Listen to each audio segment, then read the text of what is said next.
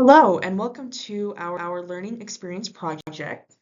We are group 5, and in this project, we will be tackling teaching someone how to acquire a new skill, which is juggling a soccer ball with their feet only in place.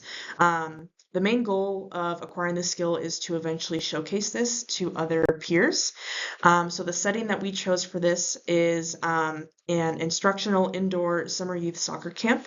So at the end of this camp, the idea is that everyone will showcase a new skill they learned, and so our learner will be demonstrating how to juggle a soccer ball in front of everyone. And at this kind of camp, there's expected to be multiple different age groups and skill levels as well. So classifying a soccer ball juggling. So it is a continuous skill and it requires no body transportation, requires object manipulation, and the skill will likely be performed in a closed environment because juggling is not particularly useful within the game's setting.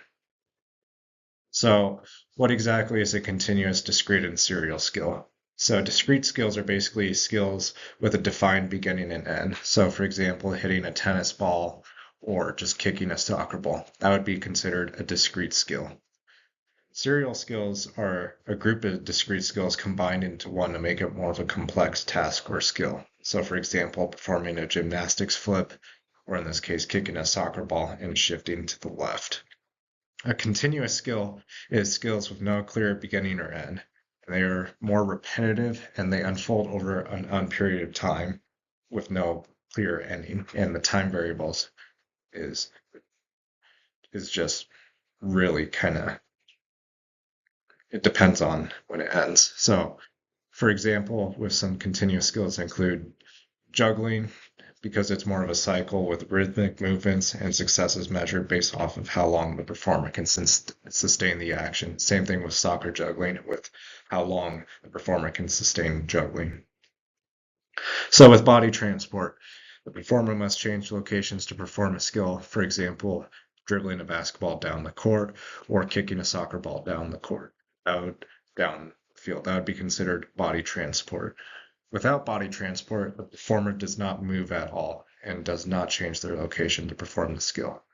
So, for example, like a free throw or juggling a soccer ball. And these skills are done because the learner's body parts are moving, but they're staying within the particular spot while doing the actual skill. So with object manipulation is where the performer must manipulate an external object to perform a skill. So for example, skateboarding or throwing a frisbee, that would be considered object manipulation, as we are manipulating where that object goes. And in this case, with soccer juggling, we have to juggle the soccer ball. And this requires a lot of coordination and proper timing in order to execute. No object manipulation is basically the opposite of this, where there is not any object manipulation, so like jogging in place or jumping. So for this part of the project, we focus on how the environment affects the learning process between open versus closed environments. So closed environment is one where everything is predictable and controlled, like doing a simple passing drill, where really nothing is unexpected, or anything is going to come out of the blue. And then open is where there's a lot of unpredictability, and uncontrolled, like things that could happen. So that's just the difference between those two. So because of that, the initial learning experience is going to be done in a closed environment. This lets the learner really pay attention and focus on what they're doing and learn the correct mechanics without any distractions or outside pressure. It can also help reduce the cognitive load, meaning they don't really have to split up their attention between like executing the skill and reacting to other things that are going on around them. And then for open loop versus closed loop control, so when we look at our specific skill, juggling a soccer ball, we can kind of see how both open and closed play a role in what we're doing. Open loop is a little bit more fast-paced, has less room for corrections and feedback implementation, while closed loop is slower, and then we can really implement feedback as they're going. So whether that's like in between sets or trials or whatever they're doing. As like the soccer juggling continues on, it's kind of closed because they can adjust as needed through like their sensory and proprioceptive feedback that they get through themselves, whether that's like making high angle, timing adjustments, speed, the amount of force they're putting on the ball. So that's just kind of how that skill is going to develop over time. But however, like open loop can be observed during like the individual motion of like hitting the ball since it's so rapid and pre-planned. Our learner is very much in the cognitive stage because she's still trying to understand what the skill even is. This stage is defined by inconsistency, high attentional demand, and very effortful movement. Her stiff and uncoordinated performance reflects that she hasn't established a generalized motor program yet. And then these indicators shape how we structure our instruction. In the cognitive stage, the learner needs a mental blueprint of the movement before she can execute it well. Verbal instruction gives her an idea of the basic mechanics and movement patterns, while demonstration helps with timing and coordination. Our focus is only on a few cues at a time, so she remembers what to focus on without cognitive overload. One of the most important things we focus on early is helping her understand what elements of the skill are fixed versus what elements can vary. Invariant features like foot-to-ball contact point, timing, and ankle stiffness are what shapes the task of juggling. Variant features like how high the ball goes or how fast she can juggle can change depending on her comfort and skill demands. This distinction guides what we choose to correct and what we leave to her discretion. We chose a learning model instead of an expert model to perform the demonstrations because learners can benefit from seeing someone closer to their own skill level. A learning model makes the task seem achievable and helps the learner recognize common errors. Multiple viewing angles reduce perceptual uncertainty, which is important because she is still trying to understand the basic mechanics of the movement. We will demonstrate frequently at the beginning because the cognitive stage relies heavily on visual guidance. We strategically use an external focus of attention, such as focusing on the ball rather than specific body movements. This is because external focus has been shown to enhance performance and learning better than internal focus. Our cues like laces or airplane feet directly correlate to the invariant features we want her to focus on. Keeping the cues short also helps her working memory to not become overloaded during early learning. So when we're looking at the research that backs up the importance of verbal instruction and demonstration, one study that comes to my mind is Meyer et al. 2020. In this study, their goal was to look at how verbal instructions impacted tennis serve performance.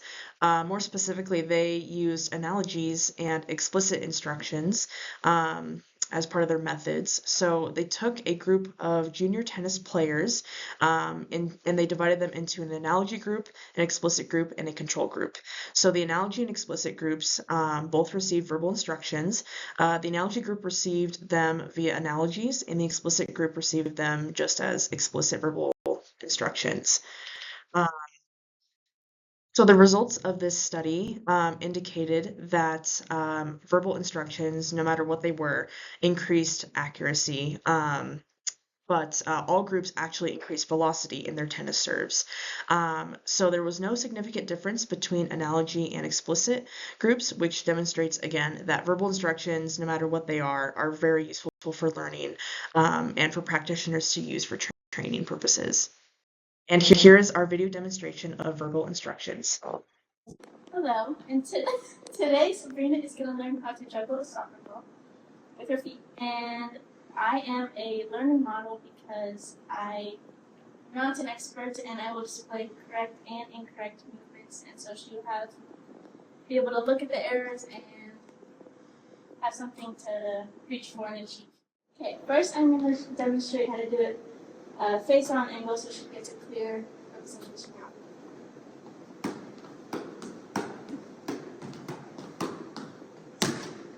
Cool. Now I will show her from the side angle so she gets a clear picture of the movement.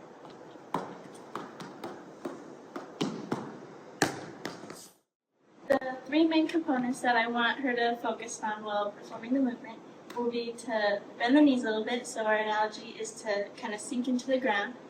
And we said airplane toes, so we want to kind of pretend like your foot is taken off the ground. And then laces, so we want the ball to hit the laces each time we hit the ball. So our verbal cues will be to sink, airplane toes, and laces for verbal feedback. So now, she will try. So do I just drop a ball? Go. So you'll drop the ball kind of onto your laces, and then, yeah. I didn't hit the laces. Yeah. Okay. So we'll work on laces. There you go. Now, Oh my god, that was so good. that was good. Now you want to focus more on the airplane toes. The airplane Toes toes? kind of Okay. yeah. There you go. Okay. I felt it that time. Good. I felt it. Okay, now that she's practiced a few times, I am going to demonstrate again just to reinforce the movement and solidify the cues that we've given before.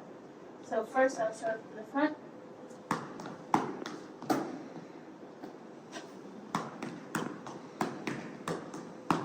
There you go. And then from the side. See, that wasn't perfect, but now she's watching my errors. So we will reinforce the slight bend in the knees, so just sink down basically. And then the airplane takeoff, so that's kind of keep your ankles locked and toes pointed forward. And then laces, we want the ball to hit our laces. Hit it. We also want to make sure there's not a ton of force, so it doesn't just move. Okay, you ready? Yep. Like that's Airplane toes, airplane toes. If we had a longer practice session, we would start to decrease the number of demonstrations as she starts to grasp the nature of the skill. As she progresses towards the associative stage, she will rely on verbal instruction and cues more than anything else. For error correction, we are intentionally using knowledge of performance feedback because the learner needs help understanding how she is moving, not just whether she was successful or not. We use prescriptive feedback because she's making large fundamental errors that require specific correction. Early on, we target errors in invariant features like contacting the ball with the wrong part of the foot because fixing the movement pattern is more important than achieving high repetitions. However, we also want to include knowledge of performance so she has a goal to achieve in terms of how many times she hits the ball.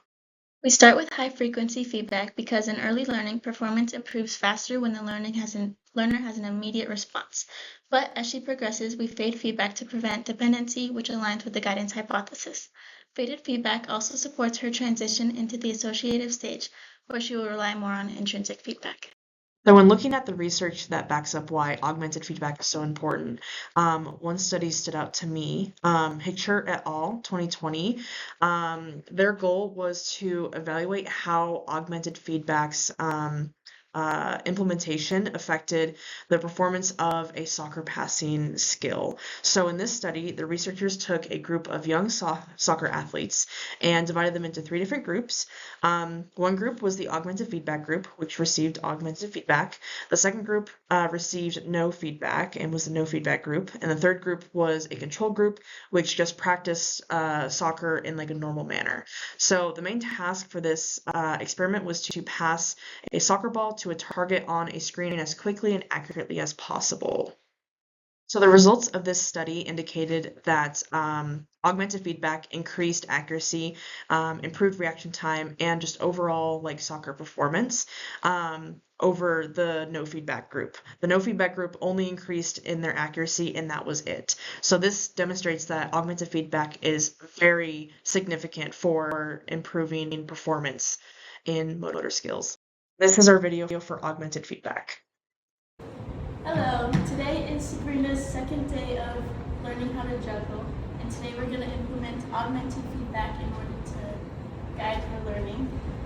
We're going to do this in the form of knowledge of performance through prescriptive feedback and knowledge of results in the form of counting how many times she hits the ball. Good. So that one hit your toe, so you want to that's why it went out so far, so if you hit the middle of the foot and the laces, then it should be straight. Good. That was pretty good. Okay. That one also hit your toes. Yeah. There you go. That was switch power.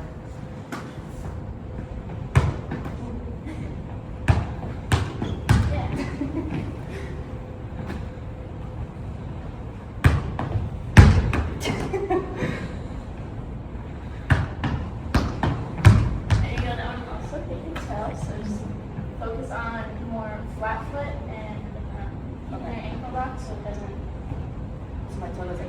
Yeah, because if your toe comes up, then it kind of pushes the ball into you instead of up. Alright. That's pretty good. That was a little crazy. One. Two. Now hit your toe. I felt that. Oh, yeah, I felt my toe.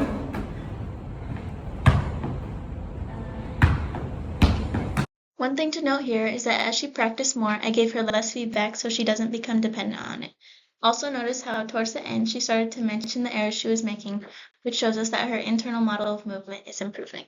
And finally, here are our references. Thank you so much for watching.